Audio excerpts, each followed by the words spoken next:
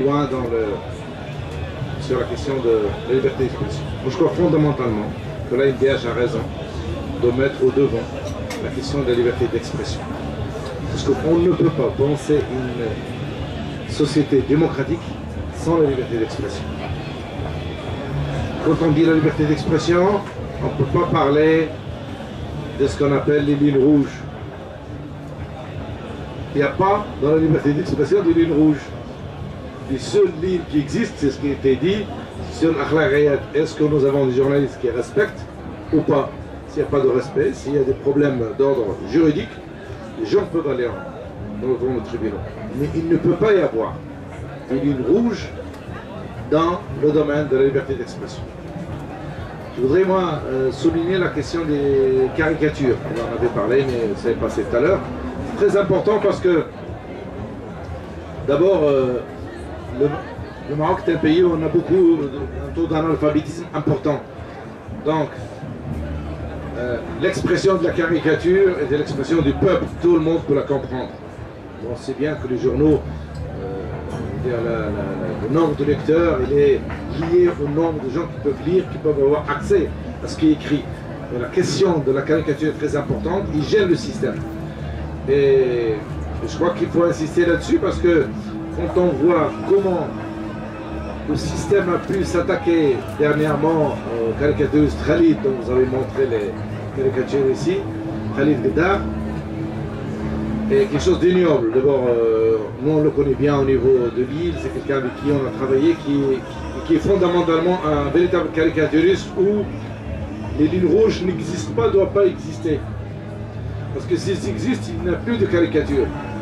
Il n'y a plus de caricature parce que l'expression populaire fondamentale doit être là pour pouvoir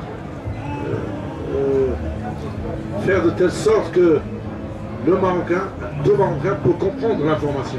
Et ça, c'est quelque chose de, pour moi, important, même s'il n'y avait pas un mouvement national très fort là-dessus.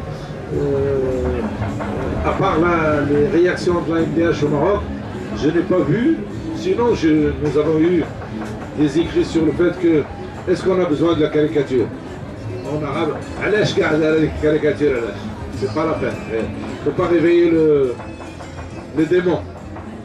Et je crois que c'est la problématique, la position de l'ANDH, c'est très importante aujourd'hui, c'est pour dire ah ben oui, ben si il faut réveiller le démon, on peut le réveiller. La liberté de l'expression n'a pas de frontières. On ne peut pas dire la liberté d'expression en Europe doit être de telle sorte et que nous, on doit être une liberté d'expression mesurée.